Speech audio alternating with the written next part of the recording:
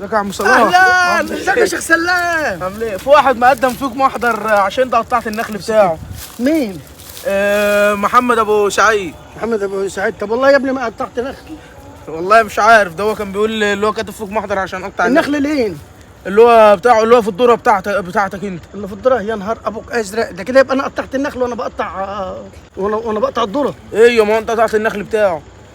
قطعت نخل كتير؟ مش عارف، هو كان بيقول نخلتين وراح كتب فيك محضر. نخلتين ايه؟ ده انا كده يبقى قطعت 20. انا مش عارف بقى، هو اللي قال. والله انا جاي اقول لك على اللي سمعته يا عم صلاح. النهار اسود. طب والحل يا شيخ سلام؟ ايه دي يا ليله سودة؟ ايه دي؟ وانا قطعت النخل ده كله؟ ايوه يا عم صلاح. طب قوم وقف بقى لحسن انت كده هتتطبق. هو انت اللي قطعت دول، هو كتب فيك محضر يا عم صلاح. انت عارف النخله دي تقطع مني كيف يا سلام؟ اه النخله دي الصبح انا جاي بدري في العتمه.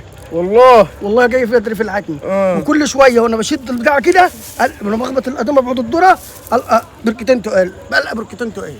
اه. هو يبقى كده النخله اللي اتقطع بقى. احنا كده عايزين نروح نقول للناس حقكم علينا. نعمل ايه يا شيخ سلام؟ انا المفروض بقى نروح نتأسف لهم وحقكم علينا ويتنازلوا على المحضر. طب وخلوهم قالوا عايزين فلوس. ما نقول لهم هنعمل ايه بقى؟ نقول لكم حقكم علينا، لا اما نجيب لهم البلح. هو انت اكلته يعني ولا ايه؟ انا اكلت حاجه يا ابني؟ ده نخله اتقطع مني وانا بقطع الذره. طيب خلاص يا عم صلاح، كده نروح نتأسف لهم وخلاص. خلاص يا عم نروح نتاسف لهم زمان.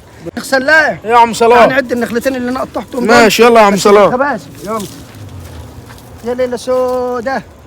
ادي 1 2 3 4 5 6 7 8 9 10 و2 غرب.